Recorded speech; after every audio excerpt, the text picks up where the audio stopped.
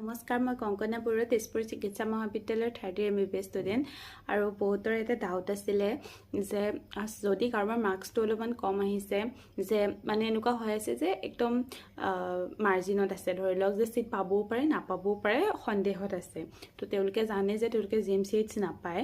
তো এনেকুৱাকৈ যে মই যিকেইখন মেডিকেল কলেজ নতুন হয় বাট সেইকেইখন আগত দিওঁ, GMCH আগত দিলে কিবা প্ৰব্লেম হ'ব নেকি? তেনেকুৱা একো প্ৰব্লেম নহয়।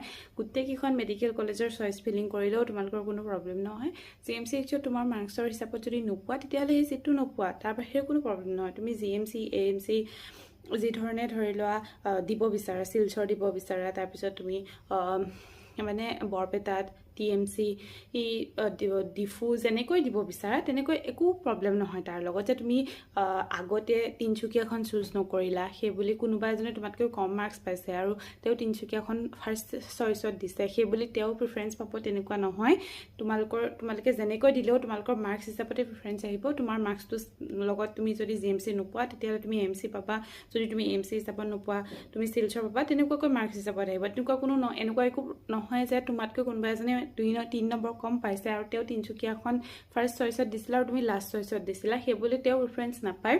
গোটেই মেডিকেল কলেজ কেইখন ভৰোৱা, তাৰ লগত তোমালোকে যদি সন্দেহত আছা, তোমালোকে বিচাৰিছা, তেতিয়াহ'লে যিখন BTSৰ কাৰণেও তোমালোকে ৰিজনেল ডেণ্টেল কলেজ হওক বা শিলচৰ বা AMCত যিটো সুবিধা আছে সেই হিচাপতো তোমালোকে প্ৰিফাৰেঞ্চ লিষ্টত দিব পাৰা, গোটেইকেইখন দিব পাৰা, কোনো প্ৰব্লেম নাই। সেইটো তোমালোকে ডাউটত নাথাকিবা।